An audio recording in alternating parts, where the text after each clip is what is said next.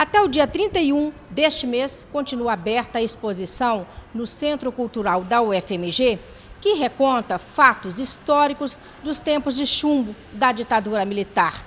Essa exposição foi reaberta ao público no Centro Cultural da UFMG, região central de Belo Horizonte, e você pode visitar esse espaço e conhecer um pouco mais dessa história que o tempo não pode deixar apagar.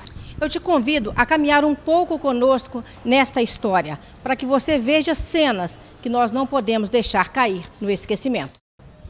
Quem nos acompanha nessa exposição é a coordenadora Silvana Kozer. O que a gente não pode deixar de olhar nesse espaço? Olha, bom, primeiro essa exposição começa, no meu modo de ver, pelo título que é Desconstrução do Esquecimento. Golpe, anistia, justiça de transição. Nós, no Brasil, somos o país da desmemória ou da não memória, não é isso? E aí, o que nós temos hoje? Nós temos um esquecimento propositadamente construído, e a ideia, esse período da história recente é praticamente desconhecido por quem tem menos de 30 anos. Então, a ideia é que esse esquecimento, esse apagamento, ele é propositado e ele é construído. A exposição vem no sentido de ajudar na desconstrução desse esquecimento, na recuperação, na revelação desse período tão doloroso, tão sombrio da história do Brasil. E é difícil fazer isso, né? Porque hoje a tendência atual é de esquecer, apagar esses fatos da história. Olha, é muito difícil porque primeiro nós temos uma ideia de que esquecer é como se a gente pudesse apagar os fatos. Na verdade, a gente não apaga os acontecimentos, a gente finge que eles não existiram. E nós somos um país muito propenso a isso e, obviamente, não é desejo da elite brasileira contar de fato, admitir de fato os fatos horrorosos que o Estado brasileiro perpetrou. Pois é, gente, e nós vamos falar sobre esses fatos horrorosos na visão, no olhar da Silvana, porque ela, melhor do que ninguém, sabe de fato o que nós não podemos deixar cair no esquecimento. Então vamos acompanhar essa exposição com o auxílio e o olhar da Silvana. Então, o nosso visitante, ele entra na exposição recebido por aquela multidão. E aí ele passa por uma espécie de corredor polonês, no qual, de um lado, ele vai fazer uma opção. De um lado, ele vai encontrar o golpe, de outro, ele vai encontrar a resistência. Não por acaso, à direita, o golpe, à esquerda, a resistência. Passado a repressão, o golpe, a resistência, a gente entra, então, nesta sala em que a gente vai começar a ver, de um lado, a sociedade se organizando na luta contra o regime da ditadura, e de outro, a repressão atuando fortemente. Então, a gente vê aqui o confronto entre as partes e, obviamente, o que ocorre com os resistentes, que são em menor número e que são menos poderosos do que a força da repressão, né?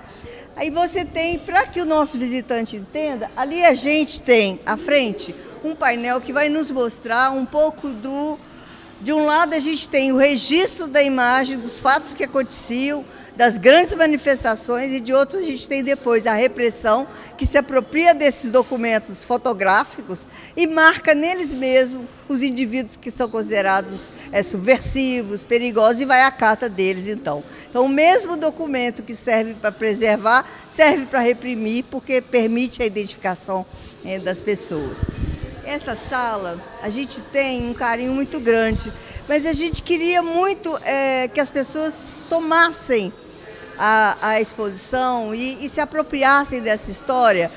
A gente tem imagens tocantes, a gente usa o som, a gente usa a luz, mas os crimes sexuais, que são um dos pedaços mais dolorosos, a gente preferiu colocar um domo com os depoimentos, para que as pessoas pudessem ouvir e sentir na voz da pessoa que está fazendo o seu depoimento toda a dor, sem ter que ficar exposto a imagens tão horrorosas quanto as imagens dos crimes sexuais que atingiram em sua maioria as mulheres. A presença das mulheres é marcante nessa exposição.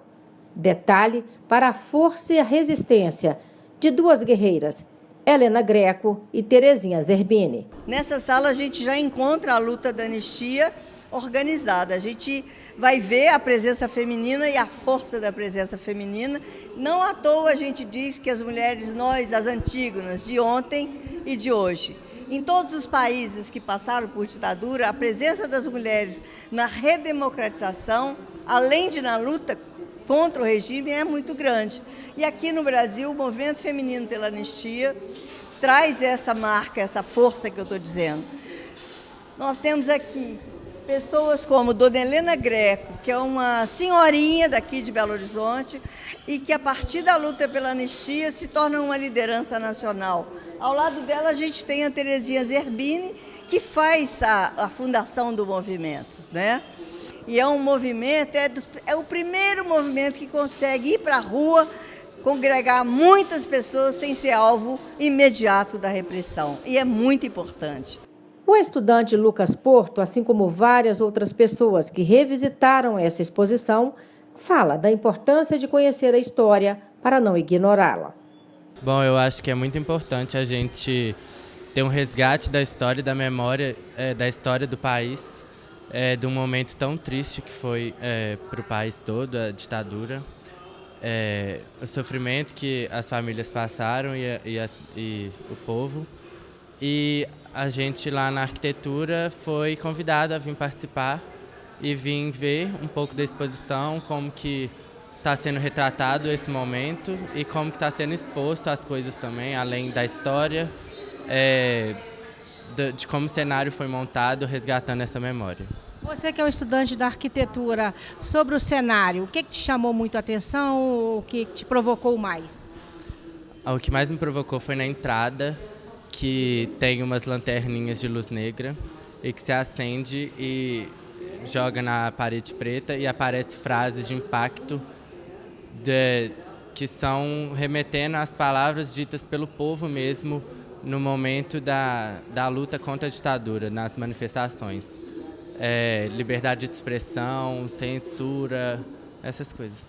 No próximo programa, vamos continuar o nosso passeio por essa exposição e mostrar que nos tempos de chumbo da ditadura militar, houve sim uma efervescência grande da produção artística cultural e um crescimento da imprensa brasileira.